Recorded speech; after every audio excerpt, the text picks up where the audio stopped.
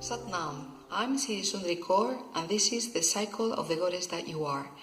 Today I would like to share with you some info on how to use the energy of this full moon on the 4th degree Aquarius that is happening on the 27th July. This full moon is resounding or is acting as an understanding moment of what the partial sun eclipse that happened with the new moon in Aquarius on the 15th February has led you to understand. So it's a time to see the lesson completed, to take it and integrate it, and also to see to full blossoming all that had to do with those intentions of your new moon on the 15th February. Those intentions 6 months ago may have been related with the moon in Aquarius, that is group ideals, altruistic desires, altruistic ideals, community, and also it has to do with the eclipse axis, that is the sun and Aquarius, that is the sun or what you have to head for, that is in the moment where the North Node Rahu is present, and so that is indicating to you what is the path that you have to follow. So to align yourself with your life mission, the life mission that you may already know what I'm talking about, because this is the purpose of my book, The Cycle of the Goddess That You Are, that is to help you identify and understand what is your life purpose. Why are you here? Why did you incarnate it in this life? So if you want the book, you can ask for it in the link that I'm putting at the end of the video. And so, working with the cycle of the goddess, working with this series of goddesses, you may be aware of what is your life purpose. So what the eclipses are doing, they are aligning you, they are leading you to get a quantum leap on the progress and the evolution of your life purpose. So I already have been talking to you in my last summer videos a bit about this point, and the point is that you identify in your natal chart where do you have Aquarius, where do you have Leo, because in Leo we have in the moment where do you have to head to, and in Aquarius we have them in the moment what do you have to let behind, what do you have to let go. That for being in Aquarius is mostly ideas from your youth that don't align with you anymore, or that don't align with your higher purpose anymore, and also the groups that are keeping you far away from that is your evolution path, from your developing topic. So I'm going to use Goddess Mary, the Virgin Mary, that it's representing, it's an archetype. I'm using Goddess Mary, Virgin Mary, just the archetype of this Virgin Mary, to understand the intelligence of number 6, the arc line. So as all the saints, Mary has an arc line that is taking her from one ear, or it's coming from one ear to the other ear, and we all human beings will have this arc line that is allowing us to have intuition, that is to see what is coming ahead. Every number has its own intuition, but the intuition of number 6, the intuition that comes by means of our arc line, is properly speaking intuition. And so I'm using this archetype to encourage you to work with this moon, that what mainly is doing is to, let's say, or to call it, use a motto to work with it. This moon is like the uneasiness, the inner turmoil that is leading you to work for your dreams. So it's mainly affecting the fixed signs from, or whoever has anything in the fixed signs, to grades 0 to 10. But it's affecting everybody. So I would like to share with you 3 aspects of these archetypes that are really represented on this moon. On the one hand, and to start with, we have the moon and Mars in a conjunction in Aquarius opposing the Sun and the North Node in Leo. That's why this is a full moon, because they are in an opposition in contrary signs. And both Moon and Sun are squaring Uranus in Taurus. These aspects are leading you to feel the need consciously or subconsciously. The need is subconscious, but if you've been working on this from the last month where this eclipse happened, probably you've got some steps forward and perhaps you are a bit more clear and you know already what is this work, what are these structures that you need to review. And so this square to Uranus is, asking you to review your actions, all what you've been doing. Now that Mars is retrograding, you don't have energy to act, but you have the moment to review, and you will be analyzing what is your way of working with things, how do you work, how do you operate with things regularly, and what is working, what is not. And for this having to do with the eclipse, you may have been in this what I see and what I don't see anymore.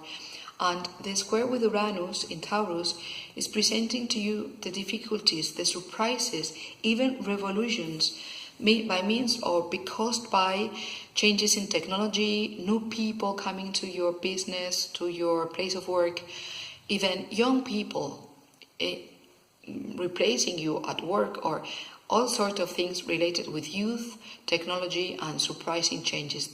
That is what Uranus has to do. And I remind you that Uranus, that entered 3 months ago in Taurus, is telling you that for the coming 7 years you are going to be creating a new concept of security, a new concept of self-worth, what is valuable for you, what feels home, what feels safety for you, within you.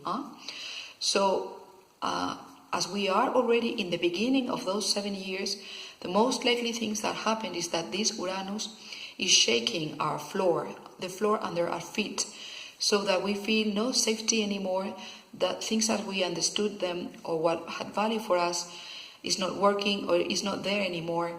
So we need to start searching for these structures and to start working on this, what is taking to create the new safety, the new value, and what is giving confidence, where you feel safe.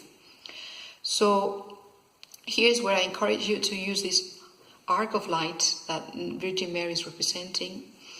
This arc of lights that women, we have the second one, and when we use them combined with our third chakra, our sixth chakra, our third eye, we have a very, very powerful projection. We have the ability to pray, and it says, according to Kundalini Yoga tradition, that when a woman is praying, God himself has to obey.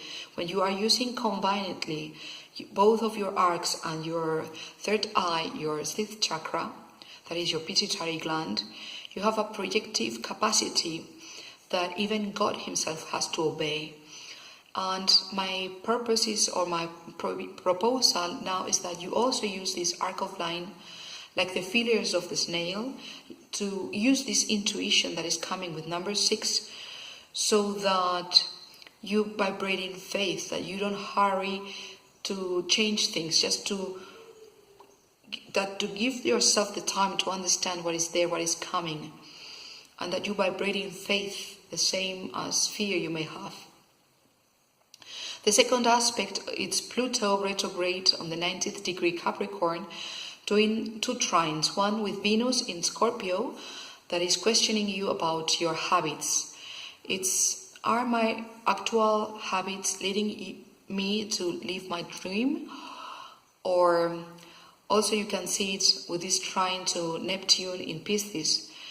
My dreams are taking me to transform my habits. Or I want to transform my dreams because I feel unable to transform my habits. The point in all this is Pluto is the planet of big transformations, and we are already set on a 1-year journey of a big inner transformation. I encourage you to see my last video where I spoke a lot on the eclipse, on the 13th July, and this dark Pluto that is generating a point of dark Pluto, and how is it going to be acting on us, on you, for a year of deep transformation. I mention it like a chemical transformation. You know, things can transform physically, and they change shape, they change color, they're just changing outwardly. But this transformation with Pluto, it's a chemical composition. It's a deep to the root change on what things are. I would say when just graphite is changed into a diamond, it's exerted, or a big pressure is exerted, and so the graphite changes into the diamond.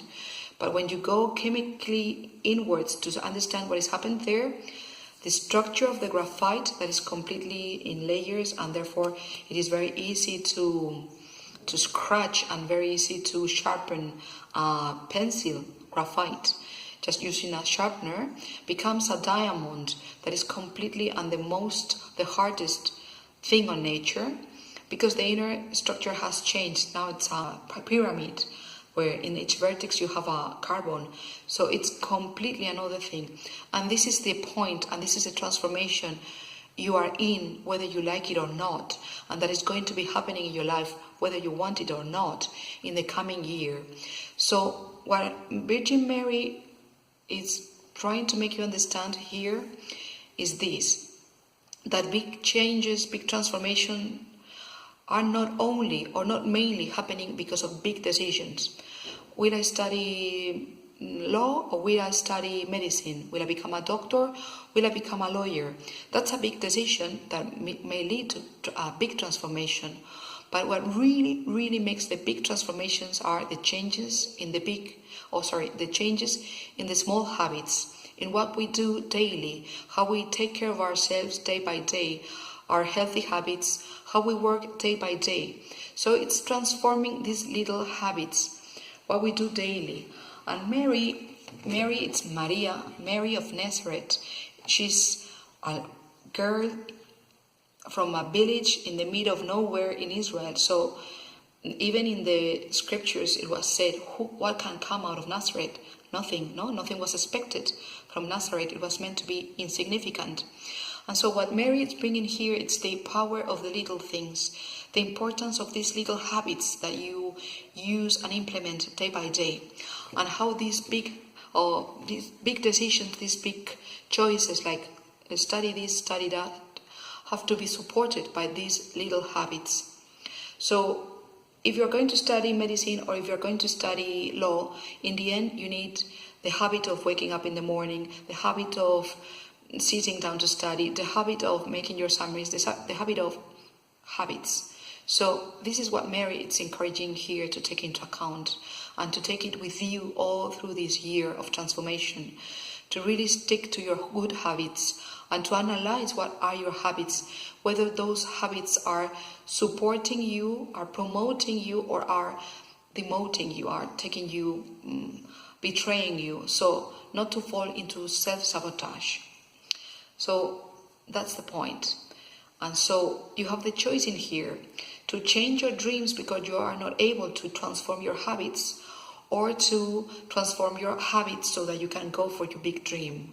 And this is what it's aligned with this process of transformation in the Eclipse series this summer and all the year coming. And to finish with, I don't want to get too long, the third last aspect is that we have Saturn retrograde doing a positive aspect with the Moon and Mars and the Sun. Saturn retrograde is in Capricorn, so in the moment you are not able to work, you're not able to create structures and work steadily, systematically as Saturn loves, and all the more when it is in Capricorn, that it is home.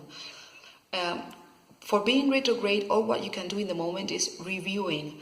So it's encouraging you to review all these little habits you have, to review your structures, to review how you work, to review how you take responsibility on, and so and so. And this retrograde and also Mars retrograde can be taking you to this aspect we were speaking about before, that could be fear. So to feel unable and to be afraid to do not be able. And so the encouragement here and the last tip that Virgin Mary is giving you is to vibrate with faith, as much faith as fear you may feel, because this is the antidote for fear, faith. So base your faith on these good habits you have and trust, faith your habits, that they will take you working steadily when Saturn gets forward again and when Mars gets forward again, moon by moon, on the cycle of the goddess that you are, so that you can take to fruition, you can give birth as Virgin Mary to the true goddess that you are. Sat Nam.